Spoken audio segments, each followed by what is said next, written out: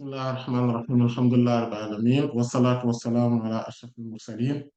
Sayyidil awwalin wal akhirin. Sayyidina wa habibina wa shafi'ina wa nabiyyina wa maulana Muhammadin wa ala alihi wa sahbihi ajma'in. Radiyallahu tabaraka wa ta'ala an qutbil arifin wa imam as-siddiqin maulana Abul Abbas Ahmad ibn Muhammad at-Tijani wa khulafaihi al-muhtadin wa ahli tariqatihi al-faizin ar-rabihin wa jami'il muslimin. Amin ya rabbal alamin. Amma ba'd. Après avoir formulé les louanges à Allah subhanahu wa ta'ala et adressé les prières et salutations sur le nom prophète, Sayyidina Muhammad sallallahu alayhi wa alihi wa sallam, Inch'Allah ta'ala, nous allons entamer notre 56e séance concernant le fiqh allégé. Donc, on est toujours sur le chapitre donc, de la purification, Kitab al-Tahara, et sur le livre plutôt donc de la purification, Kitab al-Tahara. Et lors de la séance précédente, on avait entamé, donc on avait débuté le chapitre du lavage rituel, donc qui est Kitab Babul Ghusl, Babul Ghusl, donc le chapitre du lavage rituel. On avait parlé donc de ce que c'est, donc la définition du lavage rituel étymologiquement et euh, linguistiquement, donc étymologiquement de terminologiquement, donc c'est-à-dire dans la terminologie des savants, l'istilah. Et on avait également vu donc sa légifération, le fait qu'Allah subhanahu wa ta'ala l'a légiféré, donc l'a mis dans la loi, dans le droit musulman. Et donc c'est une obligation, comme aussi on l'avait insinué lors de la séance précédente, que cela fait partie des obligations. Pourquoi? Parce que tout simplement, cela est lié à la purification, donc à la prière. Et donc, tout ce qui est lié à la prière de manière intrinsèque, de telle sorte qu'on ne peut pas les départager. C'est-à-dire que quand on a donc une souillure immatérielle, donc on est obligé de refaire les ablutions avant de faire la prière. Et Inch'Allah, Ta'ala, on aura encore l'occasion d'en reparler. Et à partir de ce moment-là, cela devient une obligation. On a parlé également lors de la séance précédente du statut, donc de la manière en tout cas de faire ces ablutions-là, donc la manière la plus englobante et la manière la plus minimale. Donc, on avait vu toutes les deux formes en se basant sur les hadiths de Sayyidatuna Aïcha et Sayyidatuna Maïmouna, radiallahu tabaraka wa ta'ala anhuma, donc les mères des croyants et radiallahu anhuma. Et on a parlé également donc du hadith de Sayyidina Jabir radiallahu anhu et de Sayyidat Salama radiallahu anha, donc pour parler donc de la manière minimale donc de faire ces ablutions, c'est-à-dire tout simplement avoir l'intention de faire ces ablutions et de laver le corps et partout, voilà, et tout simplement. Et quel que soit d'ailleurs l'ordre, on n'a pas besoin d'avoir un ordre. Maintenant, là, on va parler donc des causes même de ces grandes ablutions, c'est-à-dire que du lavage rituel. Donc, la cause principale, en fait, on peut dire, c'est les causes, donc la cause plutôt, c'est iradatu ma la yahillu ma'al janaba aw wujubihi. Donc, c'est-à-dire, c'est le fait de vouloir faire tout ce qui n'est pas licite avec donc le statut de Janaba. Le Janaba, on va le voir, Inch'Allah. Cela fait partie des rares mots que j'ai choisi de ne pas traduire, en fait, et de le laisser comme ça, la Janaba, parce que tout simplement, je n'ai jamais vu quelqu'un faire une forme de traduction là-dessus. Et je ne suis pas sûr de pouvoir donner un mot exact donc, de ce statut-là mais Inch'Allah Ta'ala, on va l'expliquer Inch'Allah Ta'ala, et ou bien tout simplement ce qui est obligatoire. C'est-à-dire que ce qui est obligatoire pour, en fait, de telle sorte que si quelque chose est obligatoire et qu'on ne peut pas le faire avec la janaba, donc c'est ce c'est ce qui provoque tout simplement, euh, en tout cas, que ce sont les causes des ablutions. Inch'Allah, ta'ala, on va voir qu'il y a donc deux types de causes en fait. Donc, c'est al-ghuslul wajib et al-ghuslul mustahab. Donc, il y a donc le lavage rituel qui est obligatoire et le lavage rituel qui est préférable. Et Inch'Allah, ta'ala, lors des séances à venir, on va plus développer sur cet aspect-là. Mais là, on va d'abord parler de ce qu'on appelle al-jana. Et qui est donc en réalité les causes des ablutions. En fait, ils sont à peu près, donc ils sont au nombre de quatre, en fait, en réalité. Chez les Malikites, rahmatullah alayhim, et après d'autres, il y a certaines divergences. Mais en tout cas, chez les Malikites, rahmatullah alayhim, il y en a quatre causes principalement. Et ils y rajoutent souvent un cinquième. Inch'Allah ta'ala, on va en parler. Donc, les quatre sont la janaba, donc c'est-à-dire donc l'éjaculation. Donc, quand on parle donc de l'éjaculation, khuruj mani. La deuxième, c'est al-ilaj, c'est-à-dire la pénétration. La troisième, c'est al-hayd, les menstrues. Et la quatrième, c'est al-nifas, les lutti. Donc, ce sont les quatre choses. Et il y en a un cinquième, c'est-à-dire le fait donc le fait de redevenir mécréant, ou en tout cas le fait que mécréant puisse, quand il rentre dans l'islam, voilà, que cela devient obligatoire pour lui. Mais ce cas de figure précis, pourquoi ils ne l'énumèrent pas quand ils en parlent, Inch'Allah ta'ala, on va en reparler. Donc, peut-être tout à l'heure, peut-être lors des séances à venir, Inch'Allah ta'ala. Et maintenant, pour parler donc de la janaba, la janaba, quand on parle de la janaba, en fait, il y a deux choses. En fait, maintenant, on va d'abord parler de la signification linguistique de la janaba. Al-janaba, ça signifie al-bu'd, c'est-à-dire l'éloignement.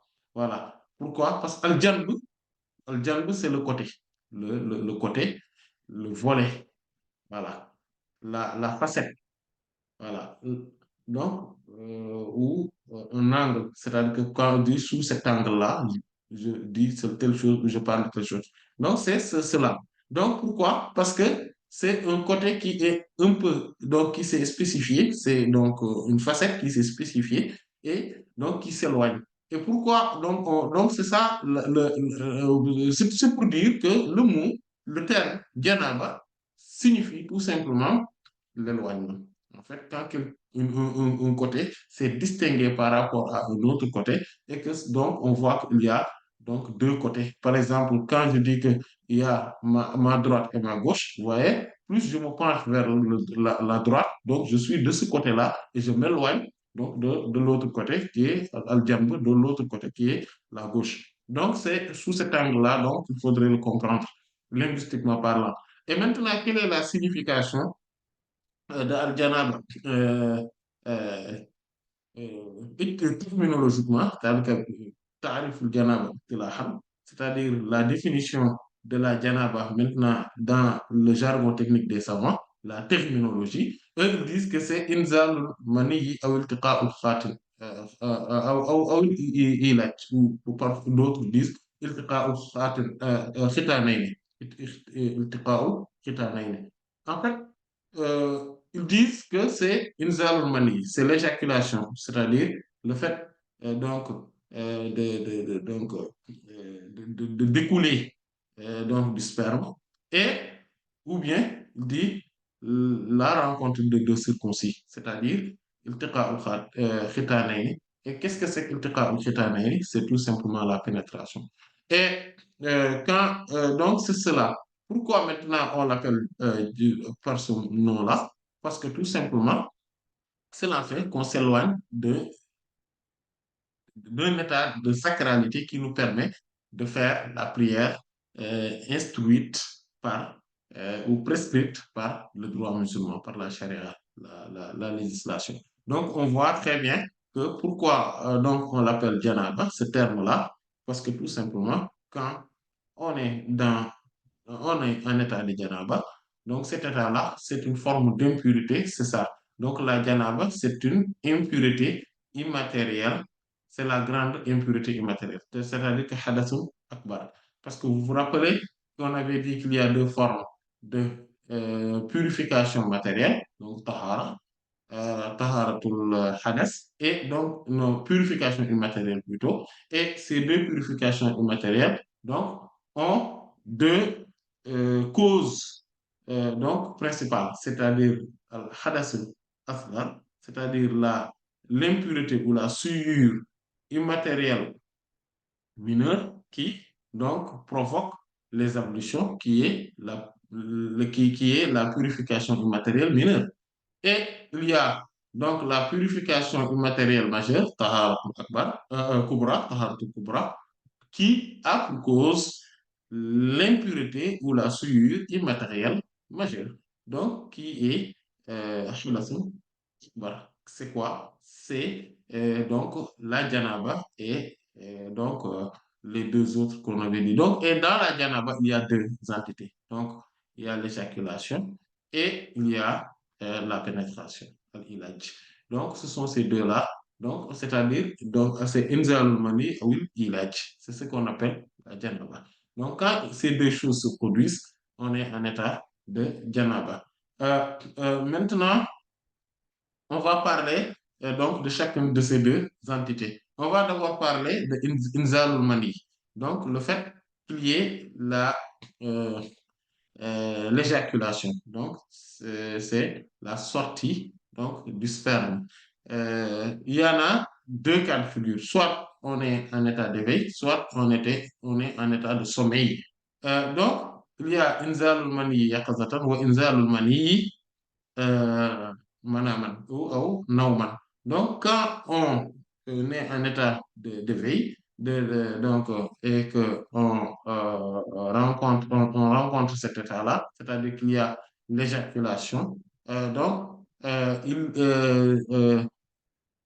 de manière, donc, on avait vu que c'est le maniou, c'est-à-dire le sperme, il sort toujours de, avec, donc, avec un jet sort avec un coup de jet. Comme Allah subhanahu wa ta'ala a dit, خُلِقَ مِن مَاءٍ دافق. Donc, Allah subhanahu wa ta'ala dit que l'être humain a été créé donc, de ce liquide ma, donc qui ne signifie pas de l'eau, bon, qui est en réalité de l'eau, mais en tout cas, une substance liquide d'affect, donc qui sort par coup de jet. Donc, c'est cela, donc c'est le manif, donc,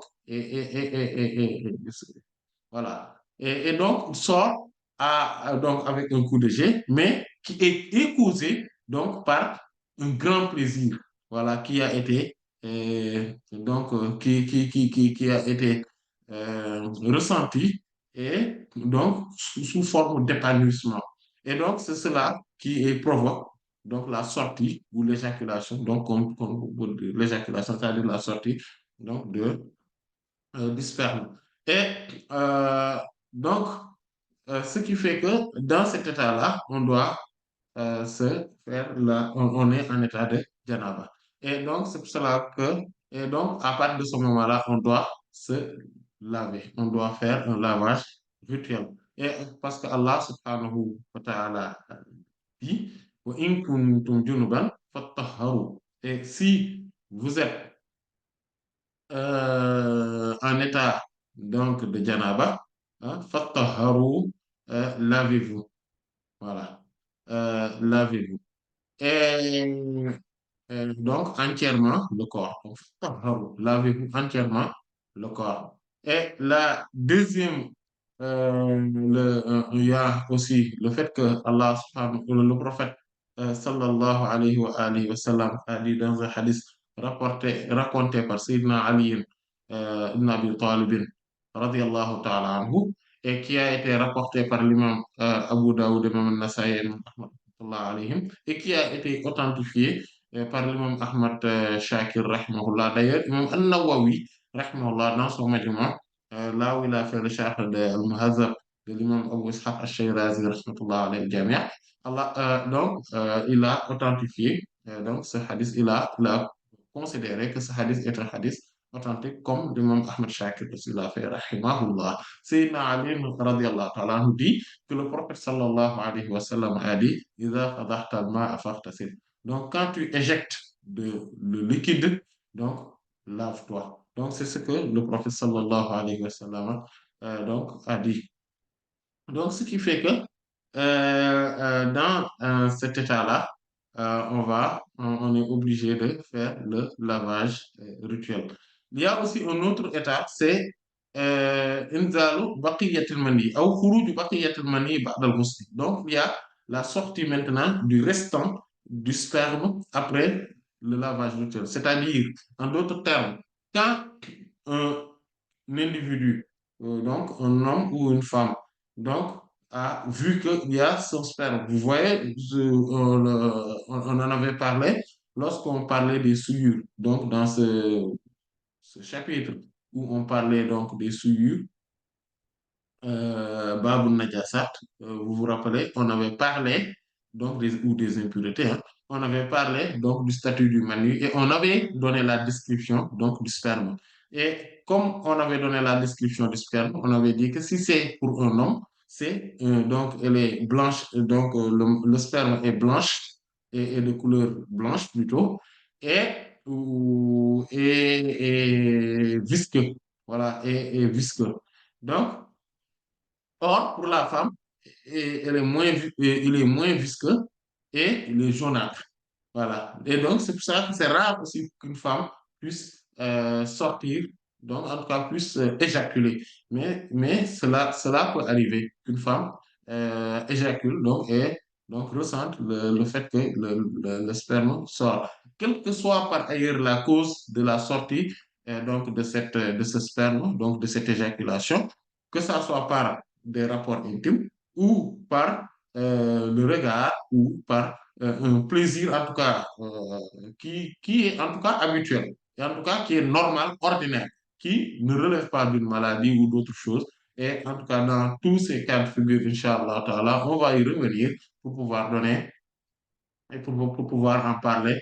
Euh, on va faire un récapitulatif à la fin, Inch'Allah, ta'ala, par rapport à cela. Mais là, on va traiter du fait qu'il y a le sperme qui a été éjaculé et mais après, bon, en tout cas, bon, qui sort, on va dire, parce que dans ce cas de figure, il n'y aura pas d'éjaculation, il n'y a pas de coup de jet, mais il y a une forme de sortie donc du restant du sperme après avoir fait le lavage rituel. Avant d'avoir fait le lavage rituel, il n'y a pas de problème parce que c'est une forme de continuité et qu'il y a aussi l'éjaculation qui s'est déjà produite.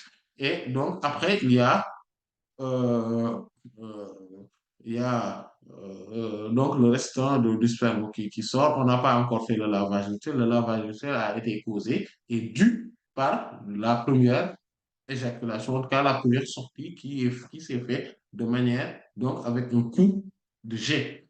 Cependant, quand on se lave, on fait le lavage rituel et après, on voit qu'il y a une partie qui sort. Donc, dans ce cas de figure, qu'est-ce qui se passe? Dans ce cas de figure, il n'y aura pas donc un lavage, un second lavage. Ce n'est pas, non, on ne demande pas un second lavage. En vertu d'ailleurs du hadith qu'on vient de voir de Sayyidina Ali radiallahu ta'ala anhu, où le prophète sallallahu alayhi wa sallam dit, إِذَا فَضَحْتَ الْمَاءَ فَاغْتَسِلْ.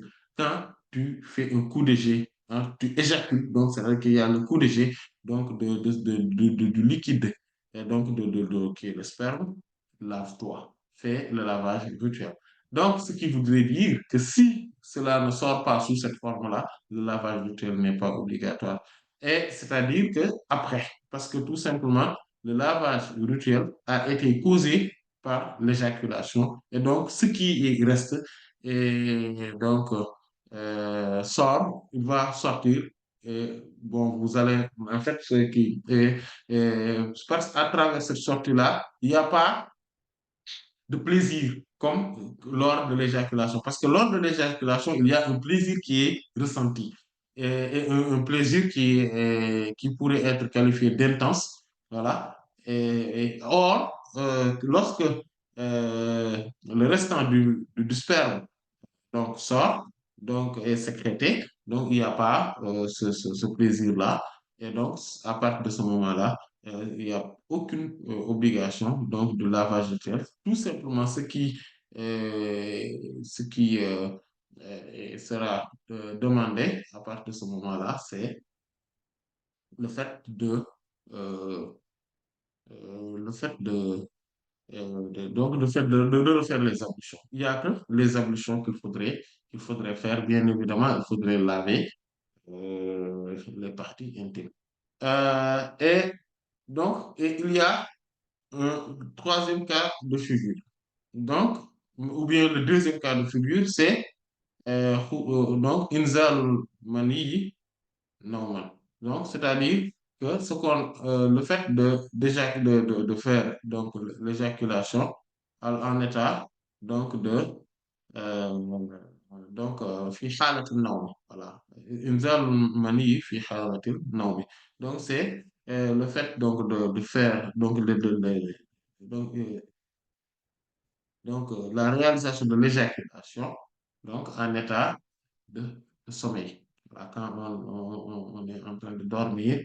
Voilà, donc c'est ce qu'on appelle communément auprès des savants al-ihtilam. Al-ihtilam, c'est des rêves, voilà, donc des rêves nuptiaux, comme on pourrait dire. Voilà, ces rêves nuptiaux, c'est-à-dire que quand un homme ou une femme rêve d'avoir des rapports intimes avec son époux ou son épouse, ou pour les célibataires, voilà, avec un homme ou une femme qui nous est méconnu, ou en tout cas, ou qui nous est connu d'ailleurs. Ça, il y aura donc des cas de figure.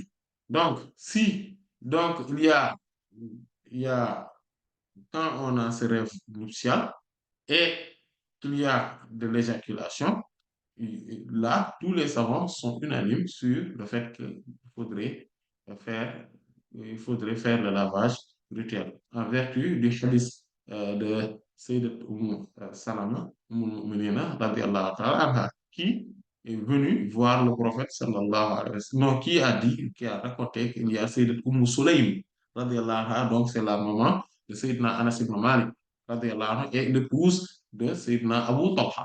L'Ansari, radiallahu ta'ala anhu, qui dit, donc, Sayyidat Salama radiallahu anha dit, جاءت Sulaym إلى رسول الله صلى الله عليه وسلم فقالت يا رسول الله إن الله لا يستحيي من الحق هل على المرأة من غسل إذا هي احتلمت فقال رسول الله صلى الله عليه وسلم نعم إذا رأت الماء. Le prophète sallallahu alayhi wa sallam donc dit que Sayyidat Sulaym Sayyidat Salama radiallahu anha dit que Sayyidat Sulaym radiallahu anha est venue voir le prophète sallallahu alayhi wa sallam et lui dit ô envoyé d'Allah, vous regardez qu'est-ce qu'il a dit Inna Allah, et ce hadith-là, je me rappelle, on l'avait vu quand on parlait donc du sperme. Elle dit Inna Allah la yastahi min al-haqq. Allah subhanahu wa ta'ala euh, n'a pas, n'est pas pudique vis-à-vis de la vérité. Vis-à-vis de la vérité. Et cette parole-là est différente. Regardez bien. Cette parole-là est différente de ce que souvent, en tout cas nous les Wolofs, on entend souvent, qu'il n'y a pas de pudeur en matière de religion. Ça, c'est faux. Parce que la pudeur en soi-même est une branche centrale et transversale de la religion. Donc, comment dire qu'il n'y a pas de pudeur dans la religion? Ça, c'est faux, ça. C'est que ce qui est vrai, c'est que il n'y a pas de pudeur en matière de dire la vérité. Quand la vérité elle est là, en matière de religion, on ne peut pas se dire que on est pudique, et à cause du fait qu'on est pudique et on est scrupuleux, donc il y a des questions qu'on ne va pas traiter, des questions qu'on ne va pas étudier, des questions qu'on ne va pas, qu'on ne va pas interroger. En tout cas, on ne va pas avoir certaines formes d'interrogation sur certaines choses parce qu'on est pudique, etc. C'est ça qui ne convient pas à la religion. Mais quand on doit poser toutes les formes de questions, seulement, il faudrait voir la manière de les dire. Parce que certains disent qu'il n'y a pas de pudeur en matière de religion. Et qu'est-ce qu'ils sous-entendent par là? C'est qu'il faudrait être vulgaire. On peut avoir un langage vulgaire, un langage incorrect pour quand on parle de religion, parce qu'il n'y a pas de souci, parce qu'il n'y a pas de pudeur en matière de religion. Oh, ça c'est fou. Parce que regardez, le Coran, la sunna du prophète sallallahu alayhi wa sallam est pleine donc de paroles qui sont pleines plutôt de paroles qui parlent, qui évoquent l'intimité d'un couple, qui évoquent donc tout ce voilà, les statuts de Janaba, etc. Tout cela, et pourtant, il n'y a aucune vulgarité. Il n'y a aucun gêne qu'un enfant puisse en parler avec son père ou que, et vice-versa, ou bien ou avec sa maman et vice-versa. Voilà. Pourquoi? Parce que tout simplement, la parole est correcte. Elle est, elle est vulgaire. Voilà. Et elle n'est pas vulgaire plutôt. Voilà. Elle est correcte. Elle est entretenue avec de la pudeur. Voilà. Tout simplement. Donc, dire qu'il n'y a pas de pudeur en cette matière-là, c'est faux. Et d'ailleurs, Sayyidat Soulaym, radiallahu anha, qui, elle, a dit que Allah subhanahu wa ta'ala n'est pas pudique, n'a pas de pudeur en matière de la vérité, pour dire la vérité, qu'est-ce qu'elle a posé comme question? Regardez bien cette question. Elle dit, Hal ala al-mar'ati min huslin idha ihtalamat. Est-ce que la femme, est-ce qu'il y a une obligation pour la femme de faire le lavage rituel si elle fait un rêve? Si elle fait un rêve. Alors, regardez. Pourtant, tout le monde comprend ce qu'elle a voulu dire. Elle dit que si elle fait un rêve, donc, on sait que c'est un rêve nuptial, c'est-à-dire que c'est un rêve en train de faire l'acte intime, l'acte conjugal. Mais fait, de la manière dont elle l'a dit, on comprend que c'est de cela qu'il s'agit. Et il y a dans une autre version, il dit euh, إذا رأت أنها يضاجعها زوجها. Si elle voit, donc dans ses rêves, qu'elle est dans le lit avec avec son époux. Vous voyez, tout le monde comprend ce que cela veut dire. On n'a pas besoin d'une expression vulgaire pour comprendre ce qui a été dit. Voilà. Et vous voyez, quand elle l'a dit, dans une autre version du hadith, il dit que Sayyidat Aïcha radiallahu ta'ala anha a dit, d'ailleurs, Sayyidat Salama radiallahu anha, elles ont caché leur visage en disant Fadak Nisa, en fait, que tu as déshonoré les femmes. Tu les as. En fait, c'est comme si il y a un secret entre femmes et qu'ils ne voulaient pas que les hommes le savent. Et là, voilà, tu as en fait vulgarisé notre secret. Voilà, c'est ce qu'ils l'ont dit. Et le prophète a dit, sallallahu alayhi wa sallam, non, non, non. C'est cela qu'il faut. Voilà. Et il dit, donc l'envoyé d'Allah, sallallahu alayhi wa sallam, dit, naam, idha ra'atil ma, oui, mais sous condition qu'elle voit donc le liquide.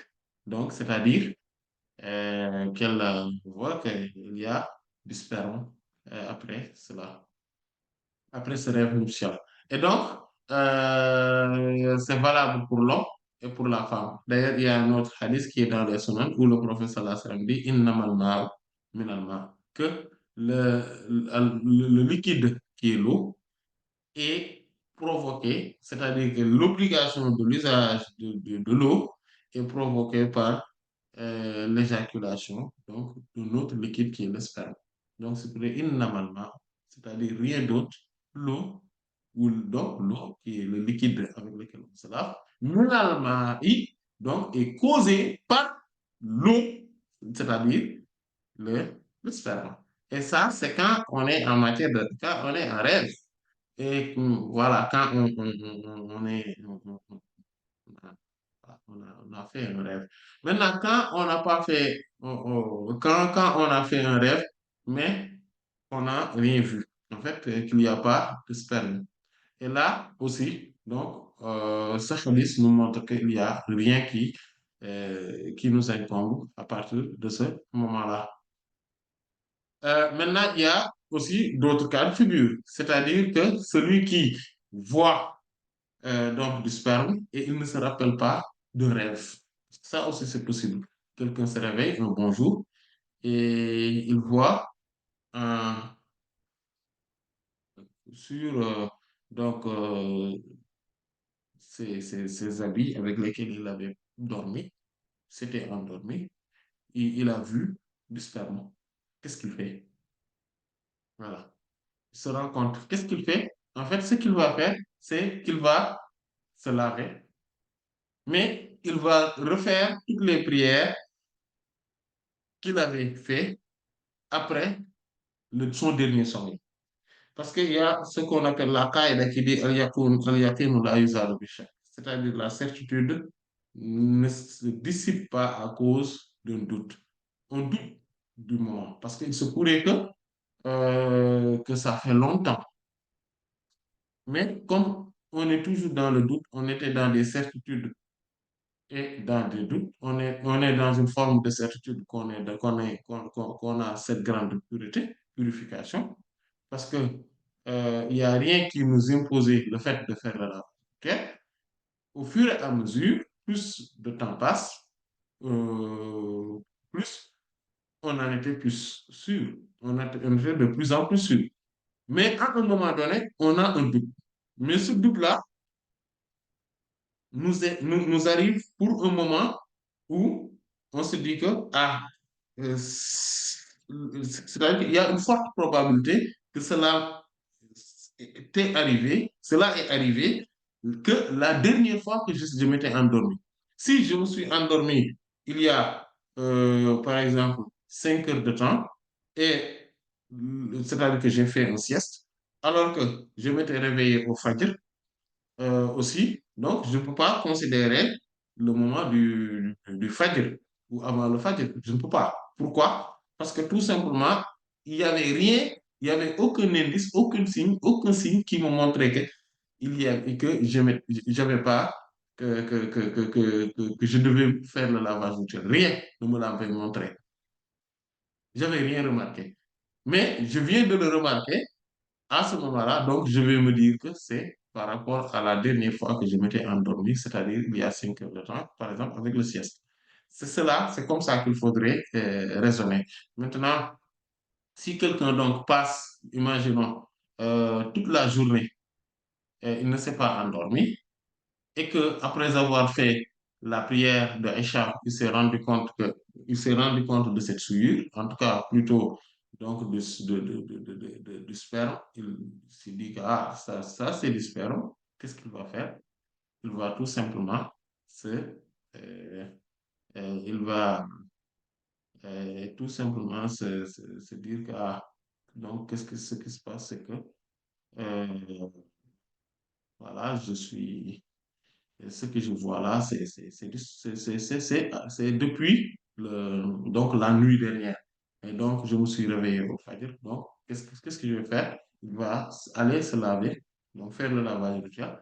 Puis maintenant, refaire toutes les 5 prières donc, de la journée. C'est ainsi euh, qu'il faudrait qu'il réagisse. Euh, et il y a un autre cas de figure, c'est celui euh, euh, qui trouve donc euh, du sperme chez les Malikites, rahmatullah alayhim, ou en tout cas, dans le même cas de figure, il se dit, mais est-ce que c'est du sperme ou c'est du liquide séminal, c'est-à-dire al-masib? Parce qu'il ne sait pas qu'est-ce que c'est. Il n'a aucun indice qui lui montre de manière évidente et de manière claire que cela est du sperme ou c'est du liquide séminal. Donc, il a un doute. À partir de ce moment-là, les Malikites, rahmatullah alayhim, eux, ils font usage de ce qu'on appelle al-ihtiyat. Ils le disent aussi al-akhdhu bil-ahwat. C'est-à-dire, euh, ils prennent leurs précautions pour mettre en place ou pour faire la pratique de ce qui est plus sûr. Et donc, à partir de ce moment-là, ce qui est plus sûr, c'est de le considérer comme étant du sperme. Et donc, à partir de ce moment-là, ils se lavent et puis ils, ils vont, euh, ils vont se, voilà, ils se lavent et ils vont refaire les ablutions. Maintenant, ça, c'est l'avis des Malikites, rahmatullah alayhim. Et sur cet avis-là, ils divergent donc avec la majorité donc des savants, notamment les Shafi'ites, rahmatullah alayhim. Mais ce qui est plus sûr, Inch'Allah, ta'ala, c'est cela. En fait, parce que là, on est dans le doute. Effectivement, certains disent qu'il y a al-yaqin ou la yuzalu bi shakk, le doute. Donc, quand on est en matière de doute, on prend toujours ce qui est moindre, ce qui est moins contraignant. Mais le souci, c'est que, en tout cas, ce qui est moins sûr, parce que là, on doute, est-ce que c'est du sperme euh, euh, ou du liquide séminal? Mais le souci, c'est que on ne sait pas qu'est-ce que c'est. On ne sait pas qu'est-ce que c'est. Donc, certains autres savants, c'est-à-dire notamment les Shafi'ites, il y a aussi certains Malikites, même certains Hanbalites et Hanafites qui le disent, rahmatullah alayhim, eux, donc, ils choisissent le fait que on n'a pas de lavage rituel à faire. Et c'est cela l'avis de la majorité des savants d'ailleurs. Mais les Malikites, eux, dans ce qui est plus sûr chez eux, c'est de se dire que non, non, non, on va faire ce qui est plus sûr. On ne va pas se dire que... Parce que, voilà, et comme on n'a aucun indice, donc on va faire ce qui est plus sûr, c'est-à-dire faire le lavage rituel. Et ça, en tout cas, c'est plus sûr. Euh, et donc, la majorité des savants se base sur l'autre volet en disant que c'est quand Sayyidat Sulaym radiallahu anha a interrogé le prophète sallallahu alayhi wa sallam, le prophète sallallahu alayhi wa sallam lui a dit que s'il a vu du liquide, c'est-à-dire le sperme. Et donc, au moment où il est en doute, il ne sait pas si c'est du sperme, donc il n'y a pas encore les conditions nécessaires pour pour que le lavage soit obligatoire. Donc, c'est pour ça qu'il se base sur cet avis-là, donc sur ce hadith-là. Mais cela n'empêche quand même que l'avis des Malikites, rahmatullah, je veux dire par la majorité, donc est plus sûr.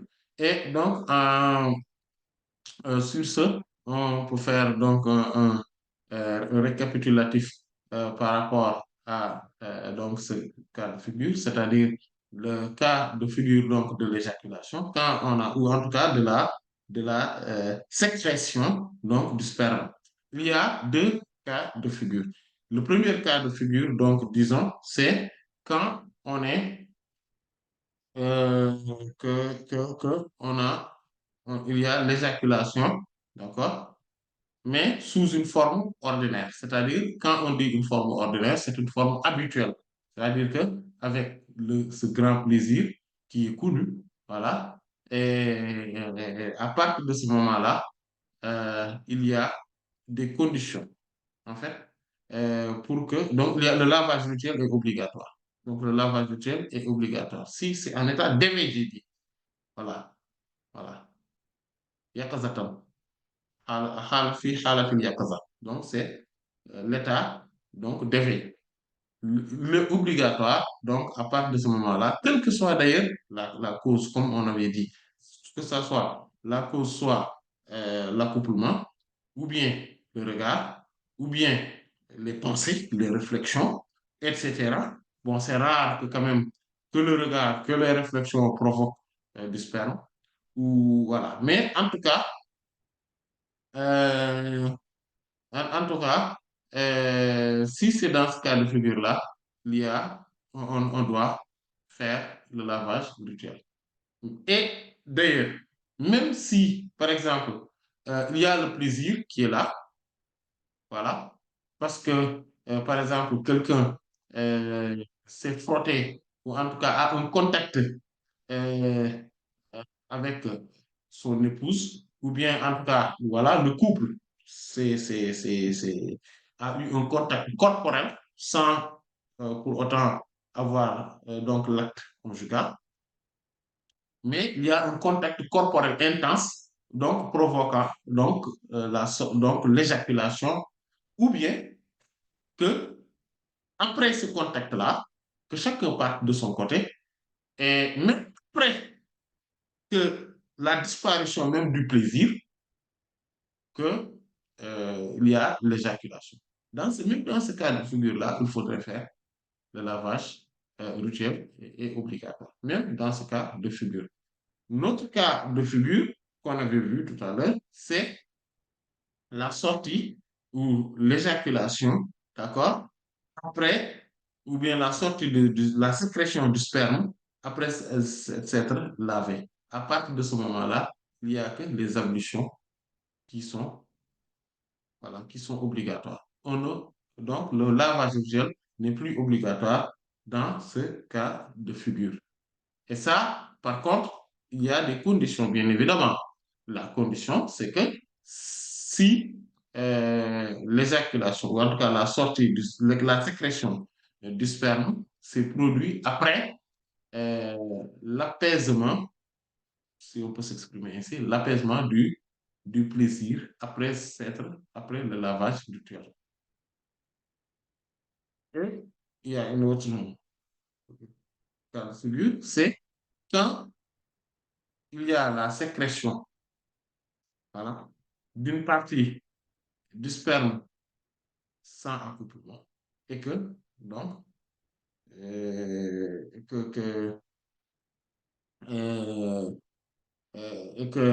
et qui s'est lavé, puis maintenant, après,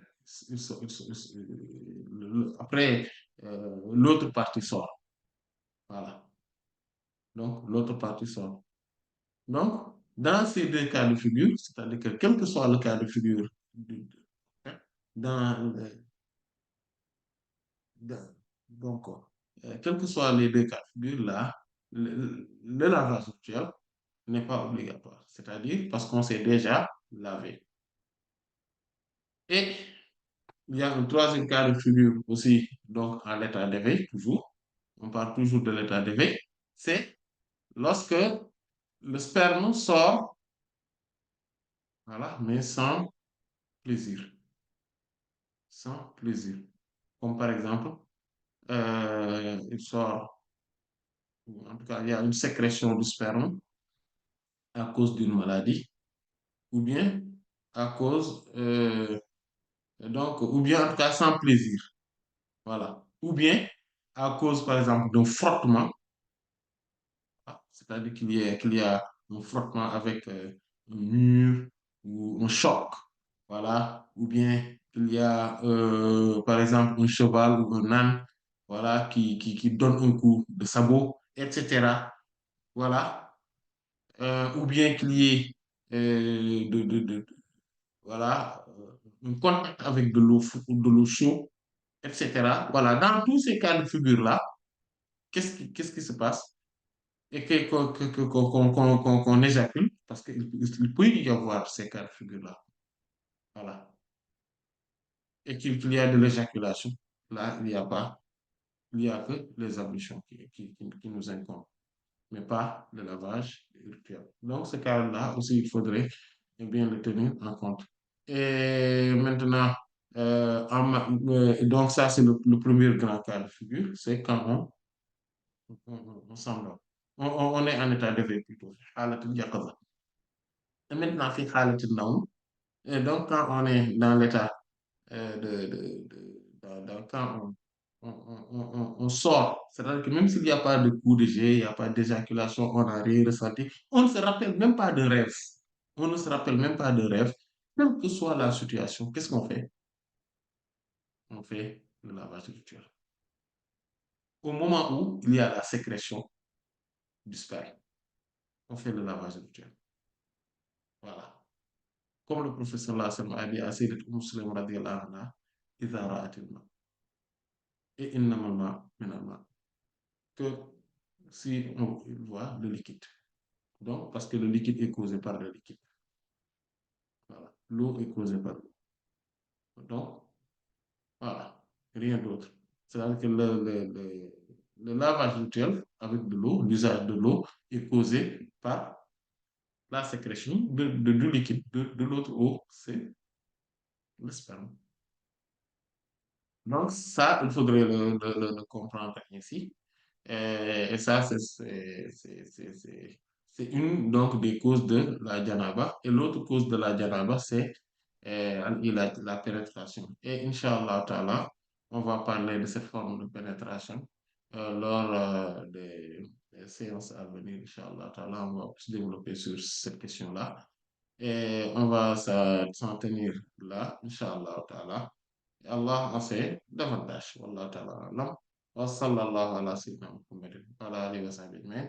Subhana rabbika rabbil izzati amma yasifun wa salamun ala al mursalin. Alhamdulillahi rabbil alamin.